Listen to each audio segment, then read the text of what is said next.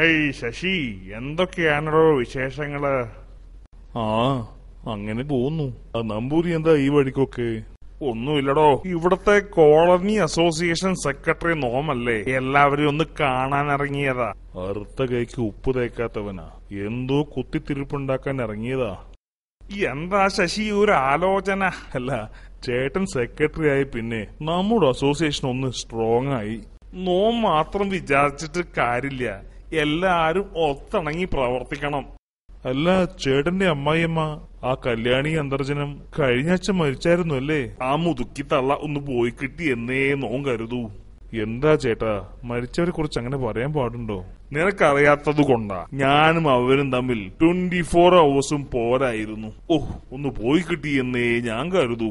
പക്ഷെ ടിൻഡു പറഞ്ഞല്ലോ, അന്തർജനം മരിച്ചു കിടന്നപ്പോ ചേട്ടൻ ഭയങ്കര കരച്ചിലായിരുന്നു എന്നൊക്കെ. ഹൈ, ആ കരച്ചിൽ കള്ളക്കരച്ചിലാണെന്ന് കരുതരുത്. പ്യൂർ 916 കരച്ചിലാണ്. എന്തിനാ കരഞ്ഞെന്ന് ചോദിക്കി. എന്തിനാ കരഞ്ഞ്? ആ സ്ത്രീ എന്റെ കൺമുമ്പിൽ കിടന്ന് നരകിച്ച് ചാകുമെന്നാ ഞാൻ കരുതിയേ. അത് ദൈവം നടത്തിയില്ലല്ലോ എന്നോർത്ത് എന്റെ വിഷമം കൊണ്ട് കരഞ്ഞു പോയതാ.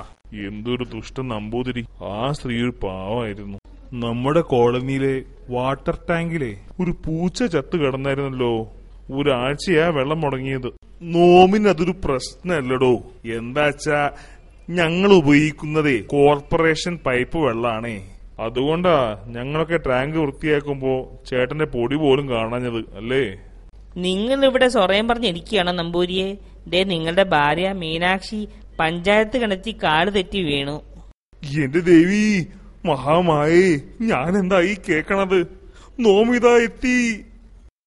എന്തിനാ പേടിക്കുന്നേ? അങ്കിൾ പൈപ്പ് വെള്ളമല്ലേ കുടിക്കുന്നത്.